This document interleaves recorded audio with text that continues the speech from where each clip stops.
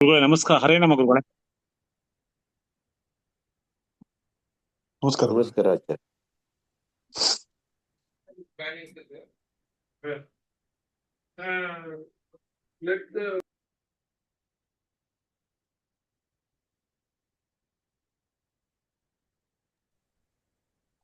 ಆಚಾರ್ಯ unmute ಮಾಡ್ಕೊಳ್ರಿ.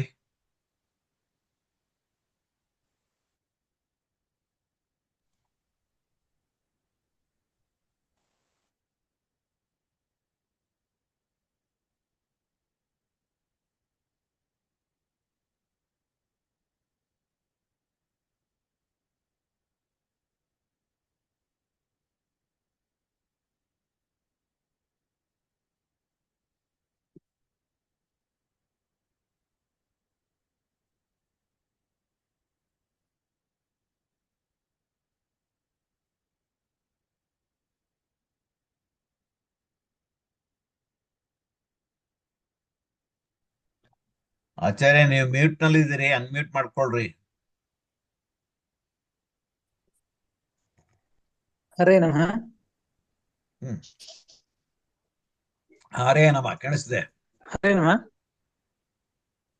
ಕೇಳಿಸ್ತಾ ಇದೆಯಲ್ಲ? ಕೇಳಿಸ್ತಾ ಇದೆ. ನೋಡಿ. ಕೇಳಿಸ್ತಾ ಇದೆ ಶ್ರೀ ಆಚಾರ್ಯ. ನಮಃ. ಓಂ ಗುರುಭ್ಯೋ ನಮಃ. ಹರಿ ಓಂ.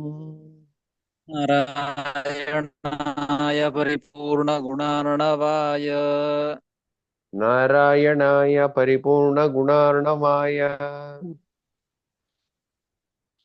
ವಿಶ್ವೋದಯ ಸ್ಥಿತಿಲಯೋನ್ನಿಯತಿಪ್ರದಾಯ ವಿಶ್ವೋದಯ ಸ್ಥಿತಿ ಲಯ ನಿಯತಿ ಪ್ರದಾಯ ಜ್ಞಾನಪ್ರದಾಯ ವಿಬುಧಾಸುರ ಸೌಖ್ಯ ದುಃಖ ಜ್ಞಾನಪ್ರದಾಯ ವಿಬುಧಾಸುರ ಸೌಖ್ಯ ದುಃಖ ಕಾರಣಾಯ ವಿತತಾಯ ನಮೋ ನಮಸ್ತೆ. ತತ್ಕಾರಣಾಯ ವಿತತಾಯ ನಮೋ ನಮಸ್ತೆ. ಅಶೇಷ ವಾಗ್ಜಾಡ್ಯಮಲಾಪಹಂತ್ರೀ ಅಶೇಷ ವಾಗ್ಜಾಡ್ಯ ಮಲಾಪಹಂತ್ರಿ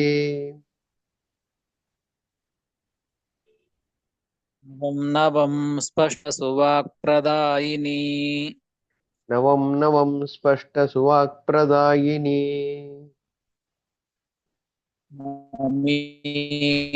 ಜಿಹ್ವಾಗ್ರ ಸುರಂಗ ನರ್ತಕೀ ಮಮೇಹ ಜಿಹ್ವಗ್ರ ಸುರಂಗ ನರ್ತಕೀ ಪ್ರಸನ್ನಾ ವದನೆ ಚ ಮೇ ಶ್ರೀಃ ಭವ ಪ್ರಸನ್ನಾ ವದನೆ ಚ ಮೇ ಶ್ರೀಃ ಅಭ್ರಮಂ ಭಂಗರಹಿತಂ ಅಜಡಂ ವಿಮಲಂ ಸದಾ ಅಭ್ರಮಂ ಭಂಗರಹಿತಂ ಅಜಡಂ ವಿಮಲಂ ಸದಾ ಆನಂದತೀರ್ಥಮತುಲಂ ಭಜೆ ತಾಪತ್ರಯಾಪಹಂ ಆನಂದತೀರ್ಥಮತುಲಂ ಭಜೆ ತಾಪತ್ರಯಾಪಹಂ ಯಸ್ಯ ಕಾಮಧೇನುರ್ನಃ ಕಾಮಿತಾರ್ಥಾನ್ ಪ್ರಯಚ್ಛತಿ ಸತ್ಯವಾಕ್ ಕಾಮಧೇನುರ್ನಃ ಕಾಮಿತಾರ್ಥಾನ್ ಪ್ರಯಚ್ಛತಿ ಏವೇತಂ ಜಯ ಯೋಗೀಂದ್ರಂ ಕಾಮಬಾಣಚ್ಛಿದಂ ಸದಾ ಸೇವೇತಂ ಜಯ ಯೋಗೀಂದ್ರಂ ಕಾಮಬಾಣಚ್ಛಿದಂ ಸದಾ ಜ್ಯಾಯ ರಾಘವೇಂದ್ರಾಯ ಸತ್ಯಧರ್ಮರತಾಯ ಚ ಪೂಜ್ಯಾಯ ರಾಘವೇಂದ್ರಾಯ ಸತ್ಯಧರ್ಮರತಾಯ ಚ ತಾಂ ಕಲ್ಪವೃಕ್ಷಾಯ ನಮತಾಂ ಕಾಮಧೇನವೇ ಭಜತಾಂ ಕಲ್ಪವೃಕ್ಷಾಯ ನಮತಾಂ ಕಾಮಧೇನವೇ ತ್ಯಾಭಿಘ್ನಕರಾಬ್ಜೋತ್ಥಾನ್ ಪಂಚಾಶದ್ವರ್ಷಪೂಜಕಾನ್ ಸತ್ಯಾಭಿಘ್ನಕರಾಬ್ಜೋಕ್ತಾನ್ ಪಂಚಾಶದ್ವರ್ಷಪೂಜಕಾನ್ ನಿತ್ಯಪ್ರಮೋದತೀರ್ಥಾರ್ಯಾನ್ ನೌಮಿನ್ಯಾಯ ಸುಧಾರತಾನ್ सत्यप्रमोदतीर्थार्यान् नौमि न्यायसुधारतान् आपादमौलिपर्यन्तं गुरूणामाकृतिं स्मरेत् आपादमौलिपर्यन्तं गुरूणाम् आकृतिं स्मरेत्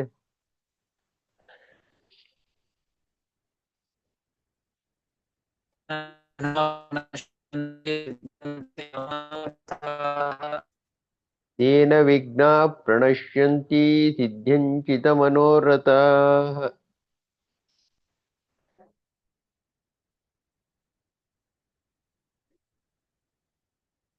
श्री गुरुभ्यो नमः हरिः ओम्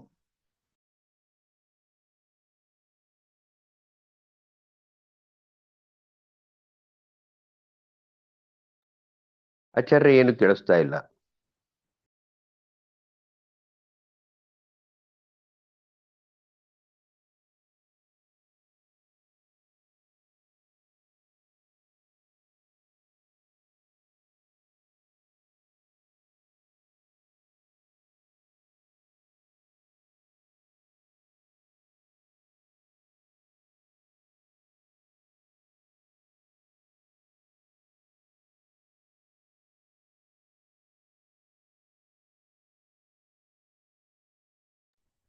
ಹರೇ ನಮಃ. ಹರೇ ನಮ್ಮ ಇವಾಗ ಶ್ರೀ ಕೇಳಿಸ್ತಾ ಗುರು ಇದೆ, ಹೇಳಿ. ಶ್ರೀ ಗುರುಭ್ಯೋ ನಮಃ. ಹರಿ ಓಂ. ಶ್ರೀ ಗುರುಭ್ಯೋ ನಮಃ. ಮಹಾಭಾರತ ತಾತ್ಪರ್ಯ ನಿರ್ಣಯದ 2ನೇ ಅಧ್ಯಾಯ ಭಾರತ ವಾಕ್ಯೋದ್ಧಾರ. ಈ ಅಧ್ಯಾಯದಲ್ಲಿ ಶ್ರೀಮದ್ ಆಚಾರ್ಯ ಉತ್ತಮತ್ವವನ್ನ ಯಾರ್ಯಾರ ಸ್ತ್ರೀಯರಲ್ಲಿ ಪುರುಷರಲ್ಲಿ ಉತ್ತಮತ್ವವನ್ನ ತಿಳಿಸ್ತಾ ಬಂದಿದ್ದು.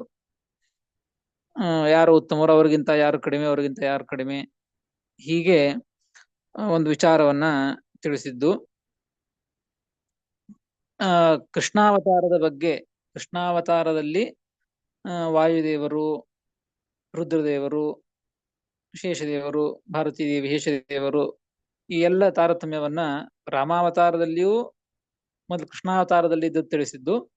ತದನಂತರದಲ್ಲಿ 44ನೆಯ ಶ್ಲೋಕದಲ್ಲಿ ಇದೇ ಒಂದು ಕ್ರಮ, ರಾಮಾವತಾರದಲ್ಲಿ ಯಾರ್ಯಾರು ಏನೇನಾಗಿ ತಾರತಮ್ಯ ಹೇಗೆ ಎಂಬುದನ್ನ ನಿನ್ನೆ ತಿಳಿದುಕೊಂಡಿದ್ದೇವೆ. ಲಕ್ಷ್ಮಣೋ ಹನುಮತ್ ಪಶ್ಚಾತ್ ತಥೋ ಭರತವಾಲಿನೋ ಶತ್ರುಘ್ನಸ್ತು ತತಃಪಶ್ಚಾತ್ ಸುಗ್ರೀವಾದ್ಯಾಸ್ತಥೋ ವರಾಹ ಅಂತ ಹೀಗೆ ಕೃಷ್ಣಾವತಾರ ಮತ್ತು ರಾಮಾವತಾರದ ಎಲ್ಲ ದೇವತೆಗಳ ತಾರತಮ್ಯವನ್ನ ತಿಳಿಸಿಕೊಟ್ಟಾದ ಮೇಲೆ ಇದರ ಮೇಲೆ ಪ್ರಶ್ನೆ ಮಾಡಿಕೊಂಡು, ಅದಕ್ಕೆ ಪ್ರಶ್ನೆ ಮಾಡಿ, ಶ್ಲೋಕದಲ್ಲಿ ಪ್ರಶ್ನೆ ಅಲ್ಲ, ಆ ಪ್ರಶ್ನೆಯನ್ನು ಇಟ್ಟುಕೊಂಡು ಶ್ರೀಮದಾಚಾರ್ಯರು ಅದಕ್ಕೆ ಉತ್ತರವನ್ನ ಕೊಡ್ತಾ ಇದ್ದಾರೆ. ಆ ಪ್ರಶ್ನೆ ಏನು ಎಂಬುದನ್ನ ಟಿಪ್ಪಣಿಕಾರರು ಉಲ್ಲೇಖ ಮಾಡ್ತಾರೆ. ನನು ಅವತಾರೇಷು ಹರೇಹೇ ದುಷ್ಟವಧಾದಿನ ಅಂಗತ್ವೇ ವಾಲ್ಯಾದೀನಾಂ ರಾಮಾವತಾರೆ ಸೇವಾ ಅಕರಣಾತ್ ಅನುತ್ತಮತ್ವಂ ಸುಗ್ರೀವಾದೇಹೇ ಸೇವಾಧಿಕ್ಯೇನ ಆಧಿಕ್ಯಂ ತಥಾ ಕರ್ಣಾಧೀನಾಂ ಅಧಮತ್ವಂ ವಿವಿಧಾದೀನಾಂ ಉತ್ತಮತ್ವಂ ಸ್ಯಾತ್ ತಥಾ ಚ ನ ಸ್ವರೂಪ ನಿರ್ಣಯಃ ಸ್ಯಾತ್ ಇತ್ಯತಃ ಆಹ ರಾಮಕಾರ್ಯಂ ಇತಿ. ನೋಡಿ, ಈಗ ಹೇಳ್ತಾ ಇದ್ದದ್ದು ಉತ್ತಮರು ಅಧಮರು ಅಂತ ಹೇಳಿದ್ದು ಸ್ತ್ರೀಯರಲ್ಲ, ಭಗವಂತನ ಅವತಾರ ದುಷ್ಟ ಹನನ ಭೂಭಾರ ಹರಣವನ್ನ ಮಾಡುವುದಕ್ಕಾಗಿ ಭಗವಂತ ಮಾಡಿದ. ಈ ಅವತಾರ ಮಾಡಿದಾಗ ಈ ದುಷ್ಟರ ವಧೆ, ದುಷ್ಟರ ಸಂಹಾರದೊಳಗೆ ಯಾರು ತಾವು ಪಾಲ್ಗೊಂಡಿದ್ದಾರೆ, ಯಾರು ಭಗವಂತನಿಗೆ ಅಂಗರಾಗಿದ್ದಾರೋ, ಅವರು ಯೋಗ್ಯತಾನುಸಾರವಾಗಿ ಹೇಗೆ ಅಂಗರಾಗಿದ್ದಾರೋ ಹಾಗೆ ಉತ್ತಮರು ಅಂತ ಹೇಳ್ತಾ ಇದ್ದದ್ದು. ಯಾರು ಕಡಿಮೆ ಅಂಗರಾಗಿದ್ದಾರೋ ಅವರು ಅಧಮರು, ಹೀಗೆ ಒಂದು ತಾರತಮ್ಯವನ್ನ ತಿಳಿಸಿಕೊಟ್ಟದ್ದು. ಹಾಗಾದರೆ ದುಷ್ಟವಧಾದಿ ರೂಪವಾದಂತಹ ಕಾರ್ಯದೊಳಗೆ ಭಗವಂತನಿಗೆ ಅಂಗರಾದ್ದರಿಂದ ಇವರು ಉತ್ತಮರು, ಅವರಿಗಿಂತ ಇವರು ಉತ್ತಮರು, ಹೀಗೆ ಅಧಮರು, ಹೀಗೆ ತಾರತಮ್ಯವನ್ನ ಹೇಳೋದಾದರೆ ವಾಲ್ಯಾದೀನಾಂ ರಾಮಾವತಾರೆ ಸೇವಾ ಅಕರಣಾತ್ ವಾಲಿ ಮೊದಲಾದಂತವರು ಸುಮ್ಮನೆ ಒಬ್ಬ ವಾಲಿ ಇಷ್ಟ ಅಂತ ಕಟ್ಟಿಕೊಳ್ಳೋದು. ವಾಲಿ ಮೊದಲಾದಂತ ಅನೇಕ ವ್ಯಕ್ತಿಗಳು ರಾಮಾವತಾರದಲ್ಲಿ ಭಗವಂತನಿಗೆ ಸೇವೆಯನ್ನೇ ಮಾಡಿಲ್ಲ. ಸೇವಾ ಅಕರಣ, ಸೇವೆನೇ ಮಾಡಿಲ್ಲ ಅಂದ್ರೆ ದುಷ್ಟ ವಧರೂಪವಾದಂತಹ ಕಾರ್ಯದೊಳಗೆ ತಾವು ಪಾಲ್ಗೊಂಡಿಲ್ಲ. ಹೀಗಾಗಿ ಸೇವೆಯನ್ನು ಮಾಡದೇ ಇದ್ದುದರಿಂದಾಗಿ ಮತ್ತೆ ಉತ್ತಮತ್ವವನ್ನು ಹೇಗೆ ಹೇಳೋದು, ಯಾರಿಗಿಂತ ಯಾರು ಉತ್ತಮರು ಅಧಮರು ಅಂತ ಹೇಳೋದು ಹೇಗೆ? ಹೀಗಾಗಿ ವಾಲಿ ಮೊದಲಾದಂತಹವರಿಗೆ ಅನುತ್ತಮತ್ವಂ ಸ್ಯಾತ್, ಅವರಿಗೆ ಅನುತ್ತಮತ್ವ, ಯಾರಿಗಿಂತಲೂ ಉತ್ತಮ ಅಂತ ಹೇಳಲೇಬಾರದು ಅವರಿಗೆ.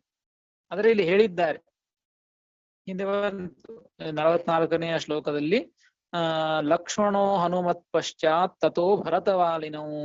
ಹನುಮಂತ ದೇವರಾದ ಮೇಲೆ ಲಕ್ಷ್ಮಣನಾದ ಮೇಲೆ ಭರತ ಮತ್ತು ವಾಲಿ ಅಂತ ಶ್ರೀಮದಾಚಾರ್ಯರು ಹೇಳ್ತಾರೆ, ನಿರ್ಣಯವನ್ನು ಮಾಡಿದ್ದು.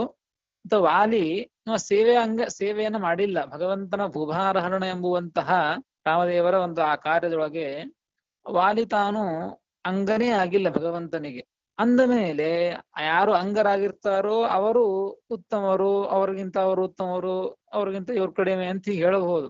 ಆದ್ರೆ ವಾಲಿ ಇವನು ಸೇವೆಯನ್ನೇ ಮಾಡದೇ ಇದ್ದುದರಿಂದಾಗಿ ಉತ್ತಮತ್ವವನ್ನು ಹೇಗೆ ಹೇಳ್ತೀರಿ ನೀವು? ಅನುತ್ತಮತ್ವವನ್ನು ಹೇಳ್ರಿ ಅವನಿಗೆ. ಅದೇ ರೀತಿಯಾಗಿ ಇನ್ನು ಸುಗ್ರೀವಾದೇಹೇ ಸೇವಾಧಿಕ್ಯೇನ ಆಧಿಕ್ಯಂ ನೋಡಿ, ಸುಗ್ರೀವ ಮೊದಲಾದಂಥವರು ವಿಶೇಷವಾಗಿ ಭಗವಂತನ ಸೇವೆಯನ್ನ ಮಾಡಿದ್ದು ರಾಮಾವತಾರದಲ್ಲಿ. ಹೀಗಾಗಿ ಅಂತಹ ಸುಗ್ರೀವನನ್ನ ಏನಂತ ಹೇಳಿದ್ದಾರೆ ನೋಡಿ, ಈ ಶ್ಲೋಕದಲ್ಲಿ ಬರ್ತದೆ. 44ನೇ ಶ್ಲೋಕದಲ್ಲಿ ಭರತವಾಲಿ ಆದ ಮೇಲೆ ಶತ್ರುಘ್ನ ಅವ್ರಿಗಿಂತ ಕಡಿಮೆ, ಉತ್ತಮನೇ ಅವನು ಕೂಡ ಅವ್ರಿಗಿಂತ ಕಡಿಮೆ ಸ್ವಲ್ಪ. ಶತ್ರುಘ್ನನಾದ ಮೇಲೆ ಸುಗ್ರೀವಾದ್ಯಾಹ ಅಂತ ಹೇಳಿದ್ದಾರೆ. ಸುಗ್ರೀವ ಮೊದಲಾದವರು ಇವರು ಭಗವಂತನ ಸೇವೆಯನ್ನ ಮಾಡಿದ್ದ ಅಂಗರಾಗಿದ್ದರಿಂದ ಅವರು ಉತ್ತಮರು. ಎಷ್ಟು ಉತ್ತಮರು ಅಂದ್ರೆ ಶತ್ರುಘ್ನಿಂತ ಕಡಿಮೆ ಅಂತ ಹೀಗೆ ಹೇಳಿದ್ದು. ಹಾಗಾದರೆ ನೋಡಿ, ಸುಗ್ರೀವ ಇವರ ಸೇವೆಯನ್ನ ಮಾಡಿದ್ದಾನೆ, ಇವ ಅಧಮನಾಗಿದ್ದಾನೆ, ಅಧಮ ಅಂತ ಹೇಳಿದ್ದಾರೆ. ವಾಲಿ ಸೇವೆಯನ್ನೇ ಮಾಡಿಲ್ಲ, ಭರತ ವಾಲಿನೋ ಅಂತ ಅವರನ್ನ ಮೊದಲಿಗೆ ಹೇಳಿ, ಅವರಿಗಿಂತ ಕಡಿಮೆ ಶತ್ರುಘ್ನಿಂತ ಕಡಿಮೆ ಸುಗ್ರೀವಾದಿಗಳು ಅಂತ ಹೇಳಿದ್ದಾರೆ. ಇದು ಹೇಗೆ? ಯಾವನು ಸೇವೆ ಮಾಡಿದ್ದಾನೋ ಅವನಿಗೆ ಅಧಮತ್ವವನ್ನು ಹೇಳಿದ್ದು. ಆದ್ರೆ ಸೇವೆಯನ್ನು ಮಾಡಿನೇ ಯಾರ ಅಂಗರಾಗಿರ್ತಾರೋ ಉತ್ತಮತ್ವವನ್ನು ಹೇಳೋದಾದರೆ, ಸುಗ್ರೀವ ಮೊದಲಾದಂಥವರಿಗೆ ಇವರಿಗೆ ಆಧಿಕ್ಯ ಬರಲಿ, ಉತ್ತಮತ್ವ ಬರಲಿ.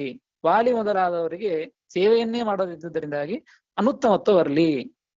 ಅಷ್ಟೇ ಅಲ್ಲ, ತಥಾ ಕರ್ಣಾದೀನಾಂ ಅಧಮತ್ವಂ. ನೋಡಿ, ಕರ್ಣ ಮೊದಲಾದಂಥವರು ಕೂಡ ಏನ್ ಮಾಡಿದ್ದಾರೆ? ಭಗವಂತನ ಸೇವೆಯನ್ನೇ ಮಾಡಿಲ್ಲ. ಕರ್ಣ ತಾನು ಕೃಷ್ಣಾವತಾರದಲ್ಲಿ ಕೃಷ್ಣ ಸೇವೆಯನ್ನೇ ಮಾಡಿಲ್ಲ. ಹೀಗಾಗಿ ಅವನಿಗೆ ಅಧಮತ್ವ ಬರಲಿ. ವಿವಿಧಾದೀನಾಂ ಉತ್ತಮತ್ವಂ ಸ್ಯಾತ್.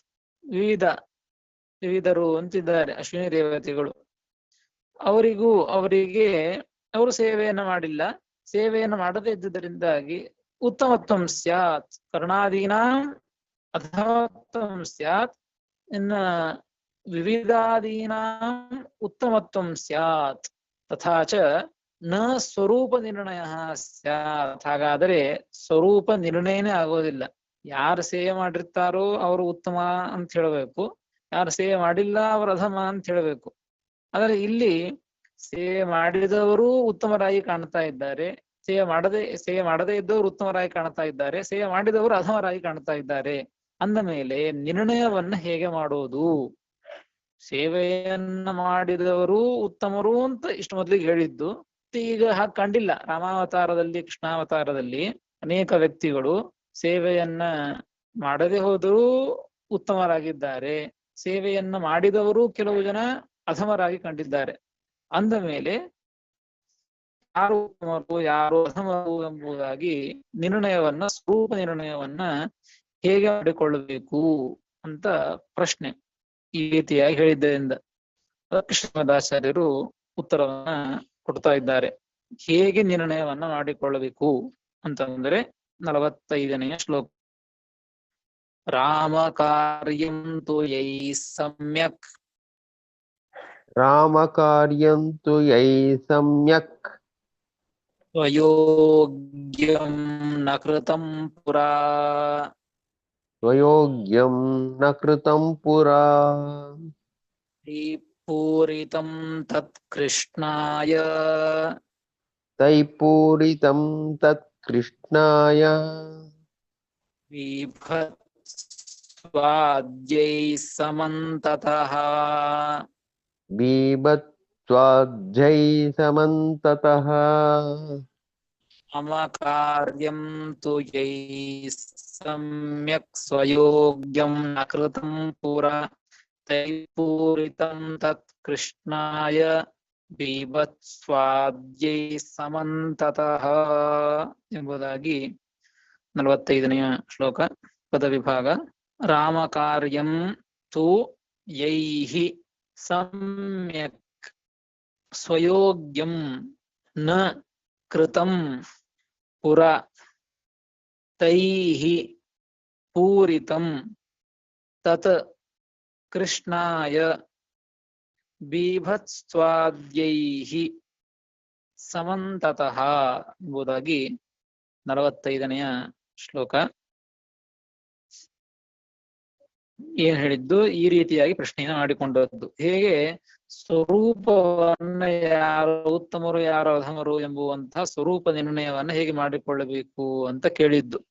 ಅದಕ್ಕೆ ಅದೇನೋ ವಿಚಾರ ಮಾಡುವಂತಹ ಪ್ರಶ್ನೆನೇ ಅಲ್ಲ ಅಂತ ಶ್ರೀಮದ್ ಆಚಾರ್ಯರು ಉತ್ತರವನ್ನು ಕೊಡ್ತಾ ಇದ್ದಾರೆ.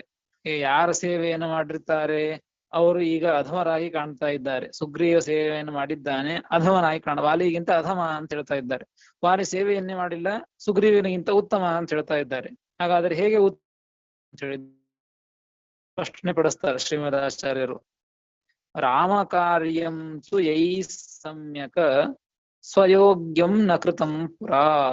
ಮೊದಲಿಗೆ ರಾಮಾವತಾರ ಆದದ್ದು, ನಂತರದಲ್ಲಿ ಕೃಷ್ಣಾವತಾರ.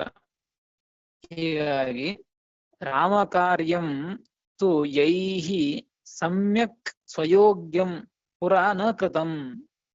ಯಾವ ವ್ಯಕ್ತಿಗಳು ಈಗ ರಾಮಾವತಾರದಲ್ಲಿ ಅವತಾರವನ್ನು ಮಾಡಿದ್ದಾರೆ, ದೇವತೆಗಳು ಅನೇಕ ದೇವತೆಗಳು ಅನೇಕ ಅವತಾರವನ್ನು ಮಾಡಿದ್ದಾರೆ. ಆ ಅವತಾರವನ್ನು ಮಾಡಿದಾಗ ಯೈಹಿ ಸಮ್ಯಕ್ ಯಾರಿಂದ ಚೆನ್ನಾಗೇನು ಸ್ವಯೋಗ್ಯಂ ತಮ್ಮ ಯೋಗ್ಯತೆ ಎಷ್ಟಿದೆಯೋ, ತಮ್ಮ ಯೋಗ್ಯತೆ ದೇವರ ಸೇವೆಯನ್ನು ಎಷ್ಟು ಮಾಡಬೇಕು ಅಂತ ಯೋಗ್ಯತೆ ಇದೆಯೋ ಅಷ್ಟು ಯೋಗ್ಯತೆಗೆ ಮಾಡಬೇಕಾದಂತಹ ಒಂದು ಕಾರ್ಯವನ್ನ ಸೇವೆಯನ್ನ ಪುರ ರಾಮ ಕಾರ್ಯಂ ನ ಕೃತಂ. ಯಾರಿಂದ ಭಗವಂತ ರಾಮದೇವರ ಸೇವೆಯನ್ನ ಮಾಡಿಲ್ವೋ, ಯಾರಿಂದ ಮಾಡಲ್ಪಟ್ಟಿಲ್ವೋ, ಯಾರು ಮಾಡಿಲ್ವೋ ಅಂತ ಅರ್ಥ. ಅಂದ್ರೆ ರಾಮಾವತಾರದಲ್ಲಿ ಯಾವ ದೇವತೆಗಳು ಅವತಾರವನ್ನ ಮಾಡಿ ತಮ್ಮ ಯೋಗ್ಯತೆ ಎಷ್ಟಿದೆಯೋ ಅಷ್ಟು ಸೇವೆಯನ್ನು ಮಾಡಬೇಕೋ ಅಷ್ಟು ಮಾಡಿಲ್ವೋ, ರಾಮಾವತಾರದಲ್ಲಿ ಯಾರು ಅಷ್ಟು ಮಾಡಬೇಕಾಗಿತ್ತು. ಆದರೆ ಹಾಗಾದ್ರೆ ಎಷ್ಟು ಮಾಡಬೇಕು ಅಷ್ಟು ಮಾಡಿಲ್ಲ ಅಂದ್ರೆ ಕಡಿಮೆ ಆಯ್ತು. ಅವ್ರು ಮಾಡಿಲ್ಲ ಅಂದ ಮಾತ್ರಕ್ಕೆ ಅವರು ಅಧಮರು ಅಂತ ಆಗೋದಿಲ್ಲ. ತಮ್ಮ ಸ್ಥಾನದಿಂದ ಕಡಿಮೆ ಬರೋದಿಲ್ಲ. ಅದಕ್ಕೆ ದೇವರು ಏನ್ ಮಾಡ್ತಾನೆ ಅಂದ್ರೆ ತೈ ಪೂರಿತಂ ತತ್ ಕೃಷ್ಣಾಯ ಬೀಭತ್ಸ್ವಾದ್ಯೈ ಸಮಂತತಃ. ಉದಾಹರಣೆಗೆ ವಾಲಿಯನ್ನ ಇಟ್ಟುಕೊಳ್ಳಿ. ವಾಲಿ ರಾಮಾವತಾರದಲ್ಲಿ ಭಗವಂತನ ರಾಮದೇವರ ಸೇವೆಯನ್ನ ತನ್ನ ಯೋಗ್ಯತೆಗೆ ಅನುಗುಣವಾಗಿ ಸೇವೆಯನ್ನು ಮಾಡೇ ಇಲ್ಲ ಅಂದ ಮೇಲೆ ಮಾಡದೇ ಇದ್ದಾಗ, ಹಾಗಾದರೆ ಮುಂದಿನ ಅವತಾರದಲ್ಲಿ ಭಗವಂತ ಏನ್ ಮಾಡ್ತಾನೆ ಅಂದ್ರೆ ಅಲ್ಲಿ ಎಷ್ಟು ಮಾಡಿಲ್ವೋ ಒಂದಿಷ್ಟು 80% ಮಾಡಬೇಕು. ಸುಮ್ನೆ ಉದಾಹರಣೆಗೆ 80% ಅಂತ ಅರ್ಥ ಅಲ್ಲ, ಉದಾಹರಣೆ ಹೇಳ್ತಾ ಇದ್ದದ್ದು. ವಾಲಿ ಒಂದು 60% 80% ಇಟ್ಕೊಳ್ಳಿ, ಅಷ್ಟು ಮಾಡಬೇಕಾಗಿತ್ತು ಸೇವೆ, ತನ್ನ ಯೋಗ್ಯತೆ ಅಷ್ಟಿದೆ. ಆದ್ರೆ ಅಲ್ಲಿ ಅಷ್ಟು ಮಾಡಿಲ್ಲ, ಏನು ಮಾಡಿಲ್ಲ ಅಂತ ತಿಳಿದುಕೊಳ್ಳಿ. ಅದನ್ನ ದೇವರು ಮಾಡ್ತಾನೆ ಅಂದ್ರೆ ಅಂತವರಿಂದ ಮುಂದಿನ ಅವತಾರ, ಮುಂದೆ ಕೃಷ್ಣಾವತಾರ. ಆ ಕೃಷ್ಣಾವತಾರದಾಗ ಹಿಂದಿನ ಒಂದು ಅವತಾರದಲ್ಲಿ ಎಷ್ಟು ಸೇವೆ ಮಾಡಬೇಕಾಗಿತ್ತೋ ಮತ್ತು ಈ ಅವತಾರದಲ್ಲಿ ಎಷ್ಟು ಸೇವೆ ಮಾಡಬೇಕಾಗಿತ್ತೋ ಅದನ್ನ ಎರಡನ್ನ ಸೇರಿಸಿ ಈ ಅವತಾರದಲ್ಲಿ ಸೇವೆಯನ್ನು ಮಾಡಿಸ್ಕೊಂಡ್ಬಿಡ್ತಾನೆ ಭಗವಂತ. ನೋಡ್ರಿ, ತೈ ಪೂರಿತಂ ತತ್ ಕೃಷ್ಣಾಯ ಬೀಭತ್ಸ್ವಾದ್ಯೈ ಸಮಂತತಃ. ಬೀಭತ್ಸ್ವಾದ್ಯೈ ಅಂದ್ರೆ ವಾಲ್ಯಾದ್ಯೈಹಿ ಅಂತ. ಬೀಭತ್ಸು ಅಂದ್ರೆ ವಾಲಿ ಮೊದಲಾದಂತಹ ಆ ವ್ಯಕ್ತಿಗಳಿಂದ ಭಗವಂತ ತೈ ಪೂರಿತಂ ತತ್ ಕೃಷ್ಣಾಯ, ತತ್ ಪೂರಿತಂ ತೈಹಿ ಕೃಷ್ಣಾಯ ಸಮಂತತಃ ತತ್ ಪೂರಿತಂ. ಆ ಭಗವಂತನಿಗೆ ಏನು ಮಾಡಬೇಕಾಗಿತ್ತೋ ತಮ್ಮ ಯೋಗ್ಯತೆಗೆ ಅನುಗುಣವಾಗಿ ಅದನ್ನ ಭಗವಂತ ಆ ಕೃಷ್ಣಾವತಾರದಲ್ಲಿ ಆ ವಾಲಿ ಮೊದಲಾದವರಿಂದ ಪೂರಿತಂ ತತ್ ಪೂರಿತಂ ಅದನ್ನ ಪೂರ್ಣ ಮಾಡಿದ್ದಾನೆ. ಸೊ ಯೋಗ್ಯವಾದಂತಹ ಒಂದು ಏನು ರಾಮ ಕಾರ್ಯ ಇತ್ತೋ, ದೇವರ ಒಂದು ಸೇವೆಯನ್ನು ಮಾಡಬೇಕಾಗಿತ್ತು, ಆ ಕಾರ್ಯವನ್ನ ಕೃಷ್ಣಾವತಾರದಲ್ಲಿ ಭಗವಂತ ಮಾಡಿಸಿಕೊಂಡ. ಅರ್ಜುನ ವಿಶೇಷವಾಗಿ ರಾಮಾವತಾರದಲ್ಲಿ ವಾಲಿಯಾದಾಗ ಇಂದ್ರದೇವರೇ ವಾಲಿಯಾದದ್ದು, ಭರತವಾಲಿ. ಹೀಗಾಗಿ ಅಲ್ಲಿ ಸೇವೆಯನ್ನ ಮಾಡಿದ್ದಿಲ್ಲ, ಮಾಡದೇ ಇದ್ದಂತ ವಾಲಿಯಾದಂತಹ ವ್ಯಕ್ತಿ ಭರತ ಮಾಡಿದ್ದಾನೆ ಸೇವೆ. ವಾಲಿಯಾದಂತಹ ವ್ಯಕ್ತಿ ಸೇವೆಯನ್ನ ಮಾಡಿಲ್ಲ. ಅದೇ ಮುಂದಿನ ಅವತಾರದಲ್ಲಿ ಅರ್ಜುನನಾದಾಗ ವಿಶೇಷವಾಗಿ ಭಗವಂತನ ಸೇವೆಯನ್ನ ಮಾಡಿದ. ಮಿತಿ ಮೀರಿ ಅಂದ್ರೆ ತನ್ನ ಯೋಗ್ಯತೆಗೆ ಆ ಒಂದು ಅವತಾರದಲ್ಲಿ ಎಷ್ಟು ಮಾಡಬೇಕಾಗಿತ್ತೋ ಹಿಂದಿನ ಅವತಾರದಲ್ಲಿ ವಾಲಿಯಾದಾಗ ಮಾಡದೇ ಇದ್ದುದರಿಂದಾಗಿ ಅದನ್ನೂ ಸೇರಿಸಿ ಭಗವಂತ ಏನ್ ಮಾಡ್ತಾನೆ ಅಂದ್ರೆ ಅವನ ಕಡೆಯಿಂದ ಹೆಚ್ಚಿನದಾಗಿ ಸೇವೆಯನ್ನ ತೆಗೆದುಕೊಂಡ. ಹೀಗಾಗಿ ಅಲ್ಲಿಗೆ ಸಮ ಆಯ್ತು. ಅಲ್ಲಿ ಮಾಡಿಲ್ಲ, ಇಲ್ಲಿ ಮಾಡಿದ್ದಾನೆ. ಹೀಗಾಗಿ ಅವ ಹೇಗೆ ಆ ವಾಲಿಯಾದಾಗ ಸುಗ್ರೀವನಿಗಿಂತಲೂ ಕೂಡ ಉತ್ತಮ ಆಗ್ತಾನೆ ಅಂತ ತಪ್ಪು ತಿಳಿದುಕೊಳ್ಳಬಾರದು. ವಾಲಿಯಾದಾಗ ಮಾಡದೆ ಹೋದರೂ ಕೂಡ ಅಲ್ಲಿ ಮಾಡಬೇಕಾದಂತಹ ಸೇವೆ ಏನಿತ್ತೋ ಆ ಸೇವೆಯನ್ನ ಮುಂದಿನ ಅವತಾರದಲ್ಲಿ ಅವನು ಅವತಾರ ಮಾಡಿದಾಗ ಭಗವಂತ ಅಷ್ಟು ಸೇವೆಯನ್ನ ಮಾಡಿಸಿಕೊಂಡೇ ಕೊಡ್ತಾನೆ. ಹೀಗಾಗಿ ಅದು ಅಲ್ಲಿಗೆ ಸಮ ಹೋಗ್ತದೆ. ಹೀಗಾಗಿ ಅವನು ಉತ್ತಮ, ಸುಗ್ರೀವನಿಗಿಂತಲೂ ಉತ್ತಮ ಅಂತ ಆಗ್ತಾನೆ. ನೋಡಿ, ಸುಗ್ರೀವ ರಾಮಾವತಾರದಲ್ಲಿ ವಿಶೇಷ ಸೇವೆಯನ್ನು ಮಾಡಿದ್ದಾನೆ. ವಿಶೇಷ ಸೇವೆಯನ್ನ ಮಾಡಿದ್ದಾನೆ, ಹೆಚ್ಚಿನದಾಗಿ ಮಿತಿ ಮೀರಿ ತನ್ನ ಯೋಗ್ಯತೆ ಎಷ್ಟಿದೆಯೋ ಆ ಯೋಗ್ಯತೆಗೆ ಮೀರಿ ಸೇವೆಯನ್ನ ಮಾಡಿದ ಸುಗ್ರೀವ. ಅದಕ್ಕೆ ಭಗವಂತ ಏನು ಮಾಡಿದ ಅಂದ್ರೆ ಅದನ್ನ ಕೃಷ್ಣಾವತಾರದಲ್ಲಿ ಸುಗ್ರೀವ ಅಂದ್ರೆ ಸೂರ್ಯನ ಅವತಾರ. ಆ ಸುಗ್ರೀವ ತಾನು ಅಲ್ಲಿ ತನ್ನ ಮಿತಿ ಮೀರಿ ಸೇವೆಯನ್ನ ಮಾಡಿದ್ದಕ್ಕೆ ಭಗವಂತ ಆ ಸೇವೆಯನ್ನ 2 ಅವತಾರಗಳಲ್ಲಿ ಸಮ ಮಾಡಬೇಕು.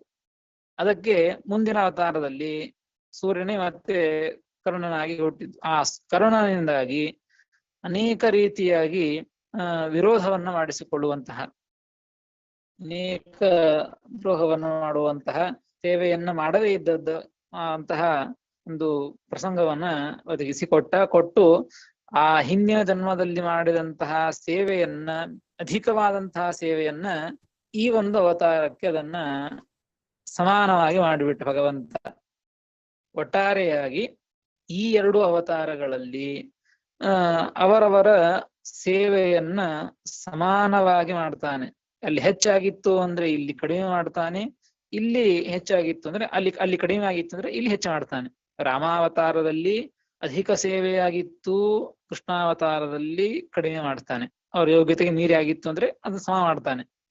ರಾಮಾವತಾರದಲ್ಲಿ ಕಡಿಮೆ ಆಗಿತ್ತು ಅಂದ್ರೆ ಕೃಷ್ಣಾವತಾರದಲ್ಲಿ ಅದನ್ನ ಇವತ್ತೇ ಅವರ ಸೇವೆಯನ್ನ ಸಮಾನವನ್ನಾಗಿ ಮಾಡಿಸ್ತಾನೆ. ಹೀಗಾಗಿ ಮತ್ತು ವಾಲಿ ಸುಗ್ರೀವನಿಗಿಂತಲೂ ಉತ್ತಮ ಹೇಗಾದ 44ನೇ ಶ್ಲೋಕದಲ್ಲಿ ಹೇಳಿದ್ದು. ಲಕ್ಷ್ಮಣ ಆದ್ಮೇಲೆ ಭರತವಾಲಿ, ಅವರಾದ ಮೇಲೆ ಶತ್ರುಘ್ನ, ನಂತರದಲ್ಲಿ ಸುಗ್ರೀವ ಅಂತ ಹೇಳಿದ್ದು. ಸುಗ್ರೀವ ಮತ್ತು ಸೇವೆಯನ್ನು ಮಾಡಿದ್ದಾನಲ್ರಿ, ರಾಮದೇವರ ಸೇವೆಯನ್ನು ಮಾಡಿದ್ದಾನಲ್ಲ, ಶೇಷ ಸೇವೆಯನ್ನು ಮಾಡಿದ್ದಾನೆ. ಅವ ಹೇಗೆ ವಾಲಿ ಹೇಗೆ ಉತ್ತಮ ಆಗ್ಲಿಕ್ಕೆ ಸಾಧ್ಯ ಅಂತ ಹೇಳುವಂತೆ ಇಲ್ಲ. ವಾಲಿ ಅವನ ಯೋಗ್ಯತೆ ಅಷ್ಟೇ ಇದೆ, ಸುಗ್ರೀವನಿಗಿಂತ ಉತ್ತಮ ವಾಲಿ, ಆ ಇಂದ್ರದೇವರು. ಹೀಗಾಗಿ ಆ ಇಂದ್ರದೇವರು, ಆ ವಾಲಿ ಆ ಜನ್ಮದಲ್ಲಿ ಸೇವೆಯನ್ನು ಮಾಡದೆ ಹೋದರೂ ಕೂಡ ಮುಂದಿನ ಜನ್ಮದಲ್ಲಿ ಹಿಂದಿನ ಜನ್ಮ ಆಗುವಷ್ಟು ಸೇವೆಯನ್ನ, ಅದಕ್ಕೆ ಸಮಾನ ಆಗುವಷ್ಟು ಸೇವೆಯನ್ನ ಭಗವಂತ ಅವನ ಕಡೆ ಮಾಡಿಸಿದ್ದಾನೆ. ಅದಕ್ಕೆ ಉತ್ತಮನೇ, ಸುಗ್ರೀವನಿಗಿಂತ ಉತ್ತಮನೇ.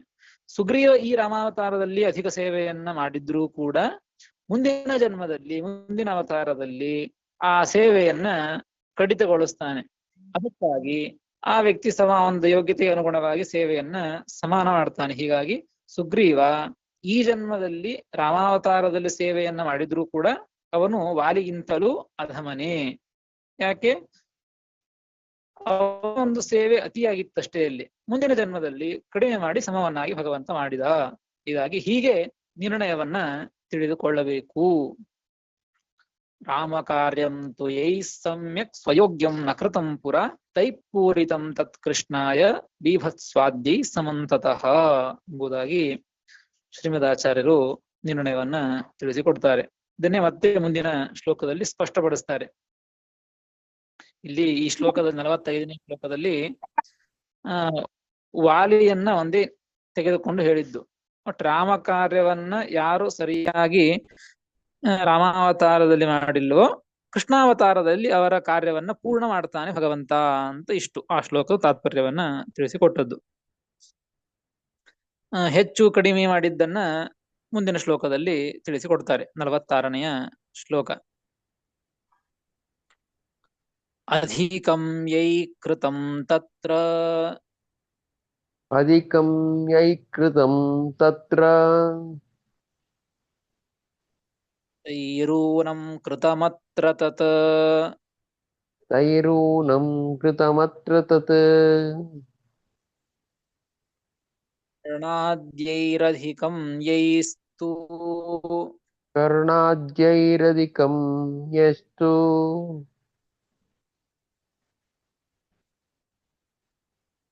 ಪ್ರಾದುರ್ಭಾವದ್ವಯೇ ಕೃತಂ ಪ್ರಾದುರ್ಭಾವದ್ವಯೇ ಕೃತಂ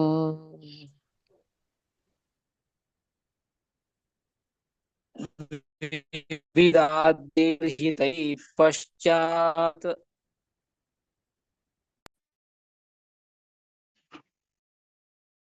ನಿಮ್ದು ಅನ್ಮ್ಯೂಟ್ ಆಗಿದೆ ನೋಡಿ. ವಿವಿಧಾದ್ಯೈರ್ಹಿತೈ ಪಶ್ಚಾತ್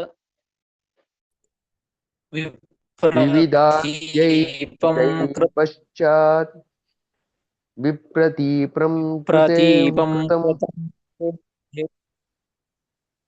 ಪ್ರತೀಪಂ ಹರೇ ಕೃತಂ ಪ್ರತೀಪಂ ಕೃತಂ ಹರೇ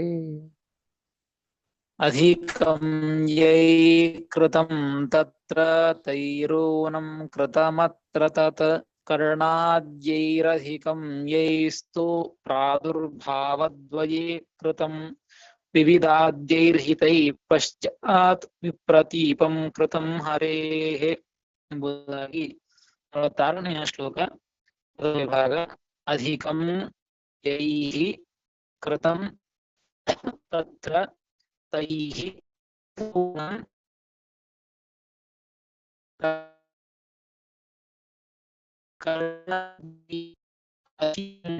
ಯೈಃ